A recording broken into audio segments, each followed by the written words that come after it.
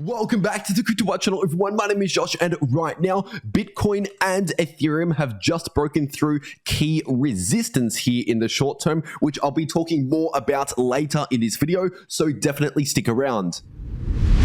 First of all, starting off here on the 4-hour Bitcoin chart, and right now, as I'm recording this video, the price of Bitcoin has just initially broken above this 38.2% Fibonacci level of resistance, which was sitting at around $17,000. And so far, as I've recorded this video, we have seen one 4-hour candle close above 17,000, which is technically one confirmation for this breakout to the upsides. And other types of confirmation that we could look for are, of course, other candle closes like on the 12-hour or daily time frame, for example. Also, if we see a retest of 17,000 and flip that into new support again with a bounce like that, then that would simply act as more confirmation for this breakout to the upside, which can give us more confidence in the next leg to the upside. But either way, if you're looking at the price action itself, as I've been talking about for a while now on this channel, we are still technically in a short-term bullish trend, forming higher lows and higher highs. So of course, this bullish trend in the short term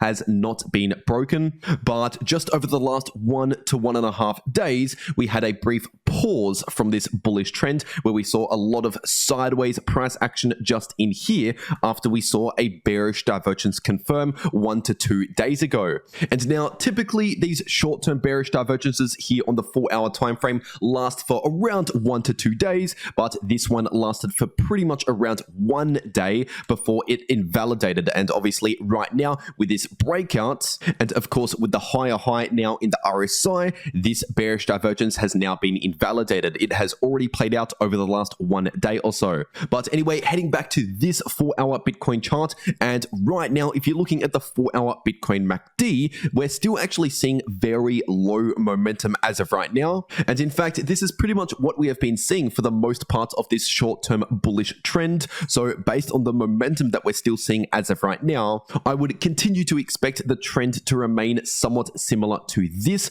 rather than spike overly bullish like that, for example, because we don't really have that bullish momentum as of right now. We have more mild bullish momentum here in the shorter term. And something else to pay attention to is, of course, the 4-hour Bitcoin RSI, which is currently sitting slightly in overbought territories, telling us that we're a little bit too overheated as of right now in the short term, and potentially soon we could be due to see a bit of a short-term cool-off, kind of like what we saw over the last 1 day or so. Just after that short-term bullish divergence, we saw around 1 day worth of sideways price action, which actually helped to reset this RSI and give us a little bit more room to the upside later on. And so once again, we're potentially due to see another short-term cool-off soon, potentially within the next 1 to 2 days, especially if the RSI continues further into overbought territories, because the further that goes into overbought territories, the sooner we would need to see a short-term cool-off, and in fact, the higher chance that that cool-off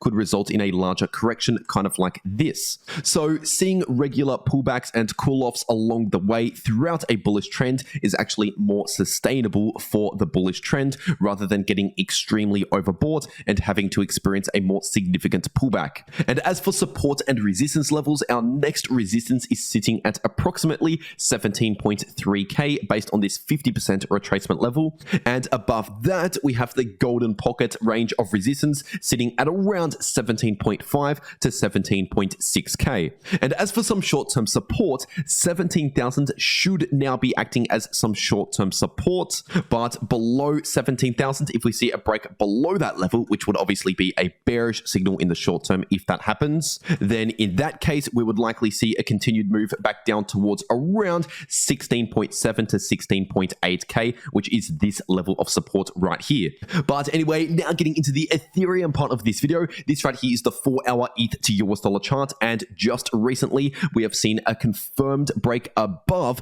this golden pocket level of resistance, which is a significant signal, at least in the short term, because like I said, for Bitcoin, so far we have seen one 4-hour candle close above this resistance right here. And by the way, this resistance, this golden bottom pocket is sitting at around 1270 to 1280. And so technically speaking, because we have that 4-hour candle close, this breakout has been confirmed with one confirmation, but ideally the more confirmation the better. So if, for example, we see a retest of around 1270 to 1280 and actually see a bounce from that level, then that would be even better for this breakout right here. And once again, like I've been saying for a while now on this channel, this short-term trend, if you're looking at the price action alone, is still more bullish than bearish. This is still a bullish trend. That trend has not yet broken, but obviously within the last few days, we did indeed lose a bit of bullish momentum here in the shorter term with this bearish divergence confirming 1 to 2 days ago right here.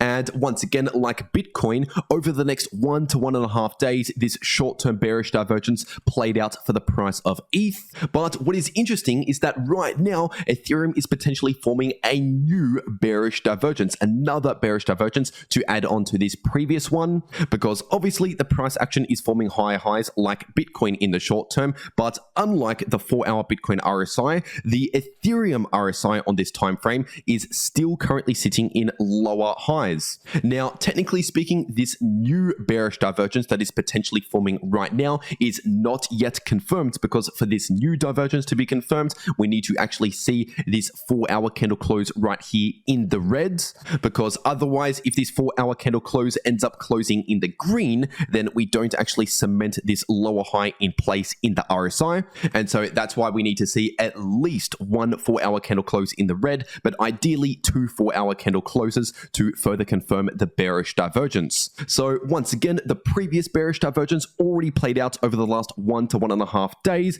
and we have a new potential bearish divergence forming right now that has not yet been confirmed. And as for other levels of support and resistance, there should be resistance at around 1.3k based on this 78.6% Fibonacci level, but anything above that level, then I would expect some resistance at around 1350, which is this local high right here. And as for support levels, once again, we should now be expecting support at around 1270 to 1280, but if the price confirms a break back below around 1270, then obviously that would be a short-term bearish signal, and in that case, we would likely see a continued move down to this next level of support, which is sitting at around 1240 to 1250 approximately. And below that level, we have some more significant support down towards around 1225. And now, if you want to know how to maximize your profits in crypto, no matter if the price is going to the upside, to the downside, or simply chopping around sideways, then make sure to check out these videos popping up right here on your screen. The video in the top left is a complete step-by-step tutorial showing you how to trade crypto from start to finish, and the video in the bottom left shows you how to make money in crypto if the price is chopping around sideways.